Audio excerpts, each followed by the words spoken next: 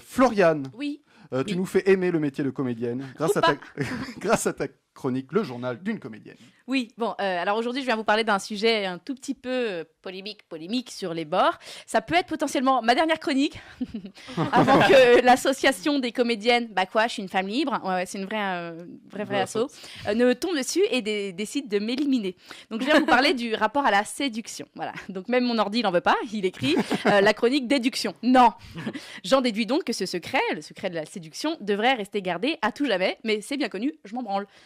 Connu par qui, on se demande. La séduction, donc, la séduction de la muerte de la vega de fumar puede matar, rien à voir, c'est très simple et super important. Boring. On le sait, vous le savez, ils le savent.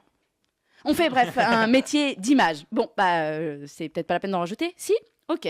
Alors, c'est vrai, ça évolue un tout petit peu. Il y a encore le diktat de la minceur, maigreur, des dents bien blanches, fluo, et de la peau lisse, photoshopée.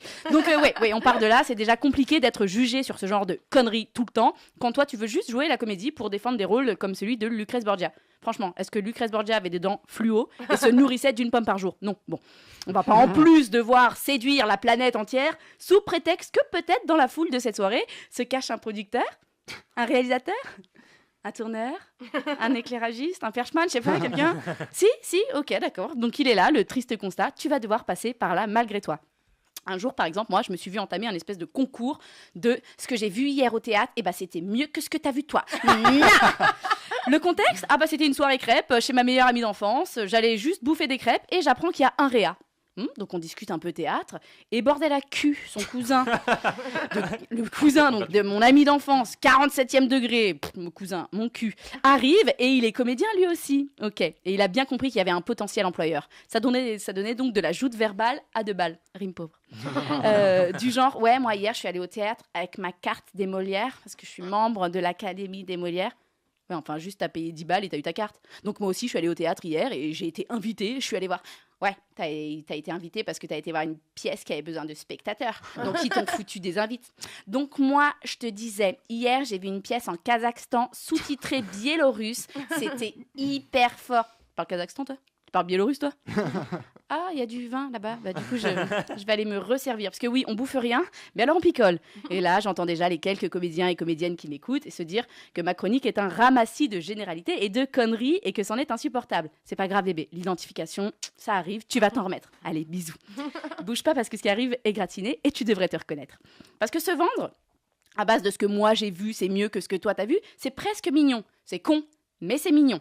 Sûrement parce qu'on était dans une soirée crêpe hors contexte. Mais lors des événements genre avant-première, grosse première, le spectacle, il est pas sur scène. Non, il est après. Quand tu repères les comédiennes qui ont pas de taf et qui rient beaucoup trop fort pour qu'on les repère. On t'a vu, chérie, don't worry. Déjà, tout le monde a vu que t'étais à poil, mais c'est pas grave. Tu fais comme tu peux avec ce que t'as. Enfin bref, ou les comédiens distribuaient leurs invites à foison. En ce moment, je joue dans Le Minou à ta mère. N'hésite pas à venir me voir jouer. J'ai plein d'invites. Tu m'étonnes. Une fois, je suis arrivée à un festival de ciné avec mon mec. Et c'est vrai que mon mec, il ressemble un peu à Tom Hardy. Bon, jusqu'ici, pas de galère. Et j'entends, regarde, c'est Tom Hardy.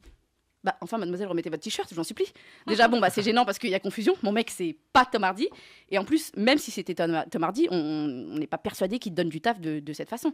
Donc, rhabille-toi, garde ta dignité et touche pas à mon mec ou je te nique ta race. Donc, ouais, ça peut aller jusque-là. On peut vite voir des filles qui se déshabillent. Et j'ai vu pire. Un jour, j'étais sur une pièce. Le metteur en scène était hyper connu et homo. Bon, jusqu'alors, il est toujours homo. Il est plus très connu, mais bon. Et il y a une des actrices qui s'était mis en tête de le détourner. Alors si, ça existe. Je le détourne, je me marie avec lui, je deviens sa muse et j'ai du taf jusqu'à la fin de ma vie. Enfin, Élise, il est gay et en couple depuis 9 ans. Et justement, challenge encore plus grand. Bitch. Non, vraiment, en termes de challenge, tu peux trouver mieux que n'avoir du travail que par ton futur probable mari gay. Non, je te jure. Alors ouais, mon métier, en fait, c'est finalement, c'est un peu comme le vôtre. C'est un peu comme partout. Tu rencontreras de tout et du n'importe quoi.